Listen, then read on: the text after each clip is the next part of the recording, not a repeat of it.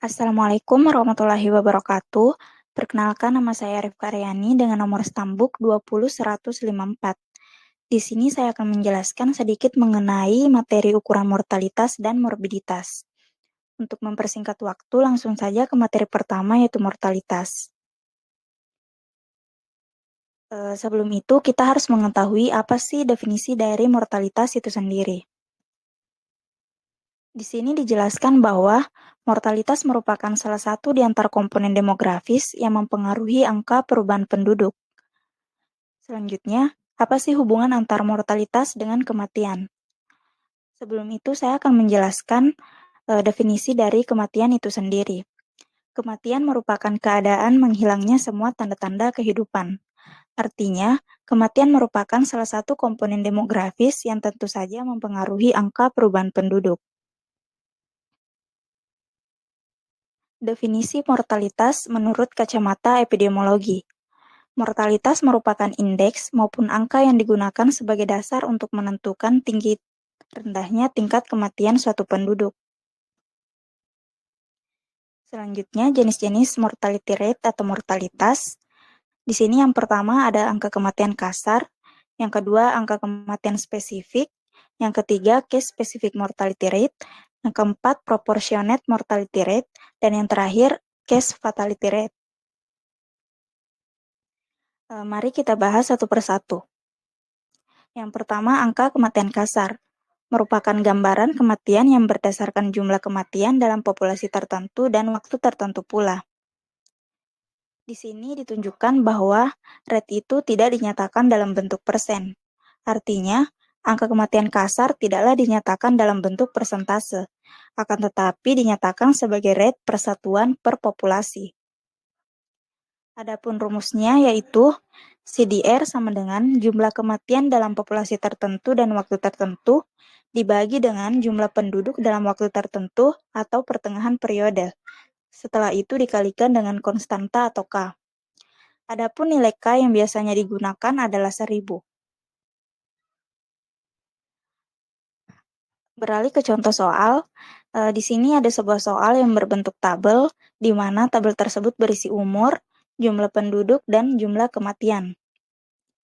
Di sini soalnya yaitu contoh perhitungan CDR pada tahun 2000 Desa Keragilan, Kecamatan Gantiwarno, memiliki komposisi penduduk sebagai berikut. Pada tabel umur, ada yang kurang dari 15, ada yang berada di antara 15 sampai 44, dan ada yang lebih dari 45. Dan jumlah penduduk yaitu 2000, 3000, dan 1800. Adapun jumlah kematian yang tercatat yaitu 4, 15, dan 36. Lalu pertanyaannya yaitu, hitunglah CDR penduduk Desa Keragilan pada tahun 2000. Sebelum itu, kita harus mengetahui apa sih rumus dari CDR itu sendiri. Seperti slide sebelumnya, sudah dijelaskan bahwa CDR itu sama dengan jumlah kematian pada waktu tertentu dibagi dengan jumlah penduduk dalam waktu tertentu, lalu dikalikan dengan konstanta. Jika dilihat pada tabel, jumlah kematian yang ada itu 4, 15, dan 36. Dan jumlah penduduk yang ada yaitu 2000, 3000, dan 1800. Setelah itu langsung saja kita substitusi ke dalam rumusnya, yaitu 4 ditambah 15 ditambah 36 dibagikan dengan 2000 ditambah 3000 ditambah 1800, lalu dikalikan dengan 1000, angka konstantanya. Maka hasil yang didapatkan yaitu 8,08 atau sama dengan 8 per 1000 penduduk. Selanjutnya yaitu angka kematian spesifik. Angka kematian spesifik dipergunakan untuk memahami pengaruh demografi terhadap epidemiologi penyakit yang terjadi di masyarakat. Faktor demografi yang sering diperhatikan antara lain umur, jenis kelamin, suku, dan lain-lain. Penggunaan faktor umur dalam angka kematian spesifik yang sering digunakan adalah Age Specific Death atau SDR atau Age Specific Mortality Rate. Adapun rumusnya yaitu ASDR sama dengan jumlah kematian usia tertentu dibagi jumlah penduduk usia tertentu dikalikan dengan konstanta. Nilai K Pada materi ini sama dengan slide sebelumnya, yaitu 1.000. Beralih ke contoh soal, penduduk Indonesia tahun 1990 adalah 230.440.000 jiwa, dengan jumlah kematian pada umur 30 tahun sebanyak 17.800.000 jiwa. Pertanyaannya adalah berapakah nilai ASDR-nya? Sesuai dengan rumus yang ada pada slide sebelumnya, ASDR itu sama dengan jumlah kematian usia tertentu dibagi dengan jumlah penduduk usia tertentu dikalikan dengan K. Pada soal dapat kita lihat bahwa jumlah kematian yang ada yaitu 17.800 jiwa, dan jumlah penduduk usia tersebut ada 230.440.000. Langsung saja kita substitusi ke dalam rumusnya, yaitu 17.800.000 dibagi dengan 230.440.000 dikalikan dengan 1.000. Maka hasil yang didapatkan adalah 77,24 atau sama dengan 77 per 1.000 penduduk. Yang ketiga yaitu case specific mortality rate, merupakan angka kematian yang berfokus pada kematian akibat penyebab atau sumber tertentu seperti kanker. Penyebutnya adalah total subkelompok populasi pada periode yang sama, biasanya dinyatakan dalam ratusan seperti 100, 1.000, 10.000, maupun 100.000. Adapun rumusnya yaitu CSMR sama dengan jumlah kematian oleh penyebab tertentu dalam 1 tahun dibagi dengan jumlah populasi pada pertengahan tahun lalu dikalikan dengan konstanta atau K. Nilai konstanta yang digunakan pada materi ini yaitu 100, 1.000, 10.000, dan seterusnya. Langsung saja ke contoh soalnya. Selama tahun 2009, tanah datar dilaporkan 9.000 kasus DBD, 100 diantaranya meninggal dunia. Jumlah penduduk tanah datar adalah 400.000 orang. Pertanyaannya adalah hitunglah CSMR-nya. Sesuai dengan slide sebelumnya, rumus CSMR itu adalah jumlah kematian oleh penyebab tertentu dalam 1 tahun tertentu dibagi dengan jumlah populasi pada pertengahan tahun, lalu dikalikan dengan K. Di sini dapat kita lihat bahwa jumlah kematiannya itu ada 100 dan jumlah populasi pada pertengahan tahun itu ada 9.000 kasus. Lalu dikalikan dengan konstantanya 100, maka hasil yang didapatkan adalah 1,1 atau sama dengan 1 per 100 penduduk.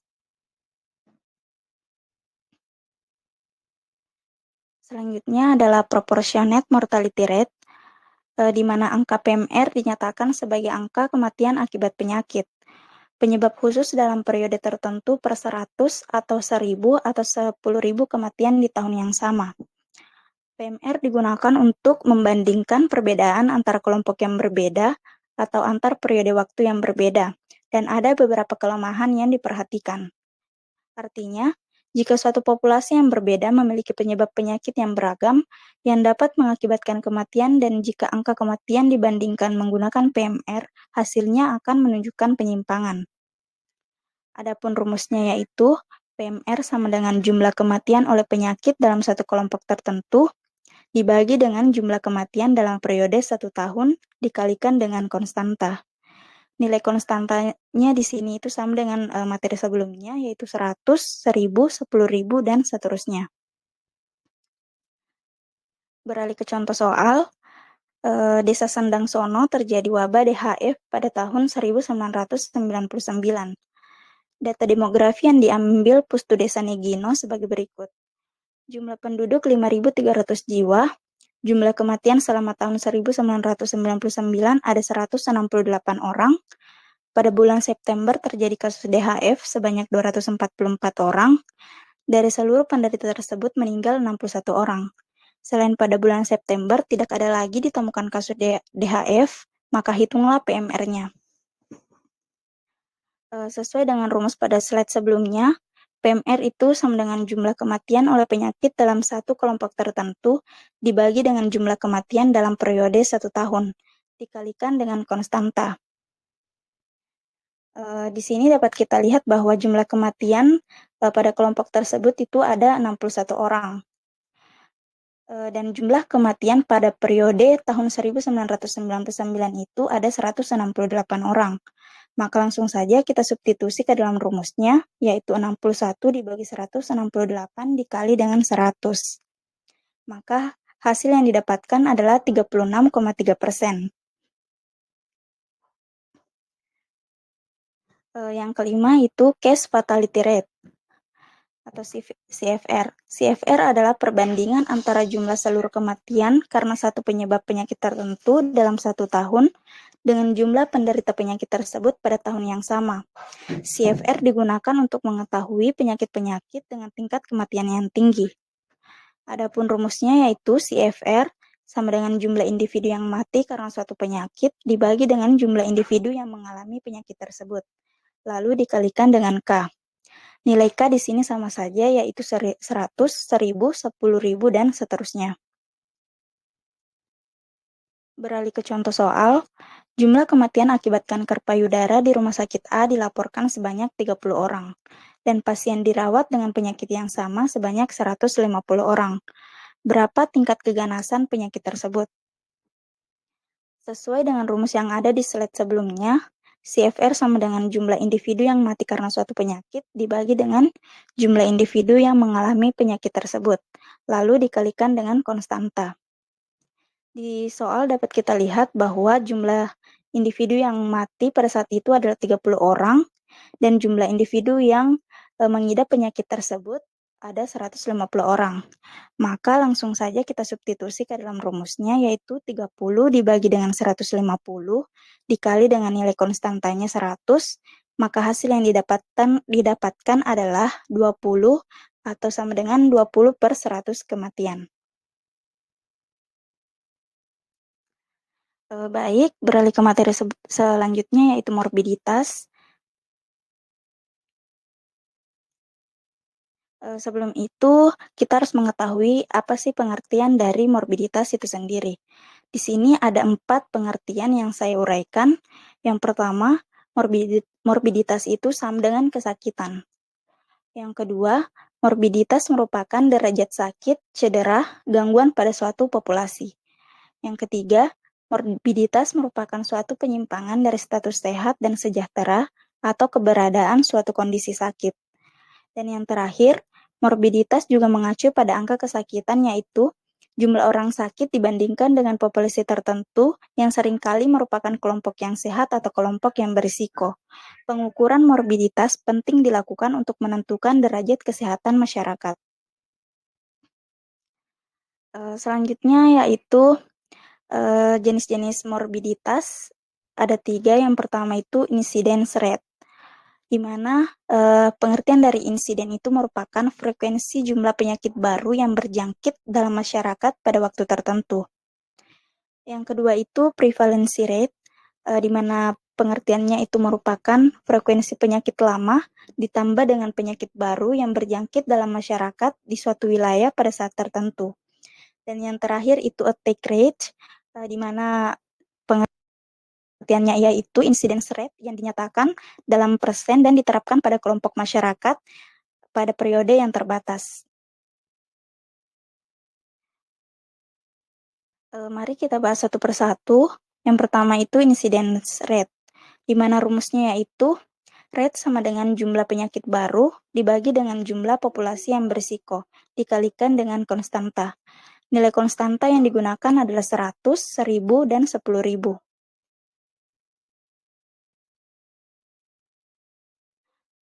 Adapun contoh soalnya yaitu di sini saya mengambil contoh soal kasus COVID-19 yang terjadi di Indonesia, di mana jumlah penduduk yang ada di Indonesia itu 38 juta orang atau 38 juta jiwa.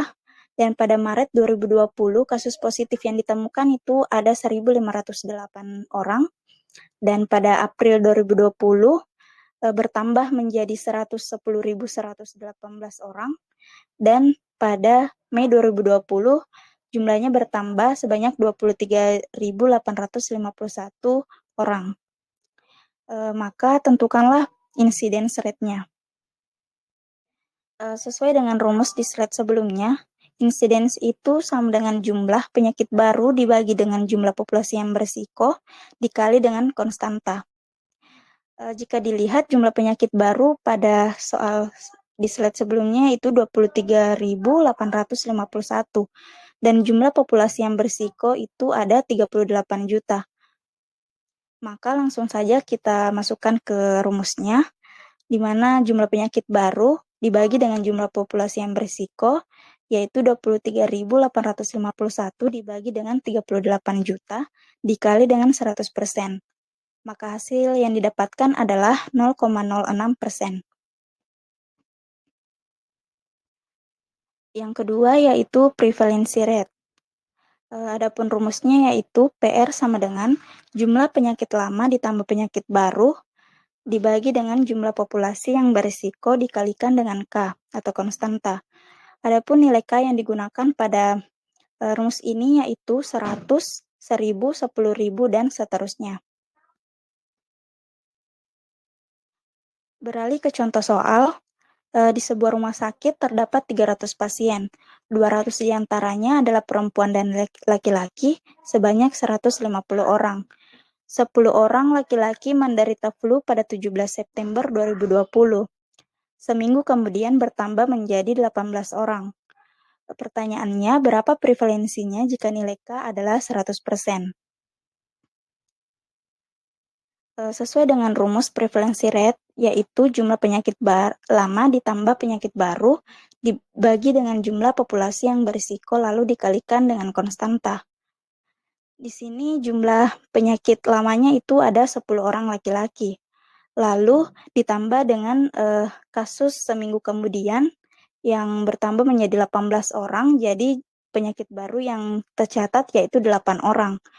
Langsung saja kita masukkan ke dalam rumus, yaitu 10 ditambah 8 dibagi dengan 300 populasi yang berisiko. Lalu dikali dengan 100, dan hasil yang didapatkan adalah 6. Yang terakhir yaitu attack rate. Rumusnya yaitu rate sama dengan X per Y dikali dengan K. X di sini berperan sebagai pembilang dan Y berperan sebagai penyebut. Adapun nilai K yang digunakan adalah 100. Beralih ke contoh soal, di sini ada sebuah tabel yang berisi jenis kelamin, jumlah kasus, dan jumlah penduduk. Jenis kelaminnya yaitu perempuan dengan jumlah kasus 25 dan jumlah penduduknya itu 112. Lalu laki-laki dengan jumlah kasus 17 dan jumlah penduduknya 30. Pertanyaannya yaitu berdasarkan tabel berapakah attack rate laki-laki? Karena di sini yang ditanyakan hanya laki-laki, maka kita fokus saja ke tabel yang berisi data laki-laki. Di sini rumus attack rate sesuai dengan slide sebelumnya, yaitu X dibagi dengan Y dikali dengan K. Di sini X laki-laki adalah 17 dan Y-nya adalah 30. Maka langsung saja kita masukkan ke dalam rumus. Jadi 17 dibagi dengan 30 dikali dengan 100 dan hasil yang didapatkan adalah 56,6. Baik, mungkin sekian yang dapat saya paparkan. Jika ada kurang maupun salahnya mohon dimaafkan. Assalamualaikum warahmatullahi wabarakatuh.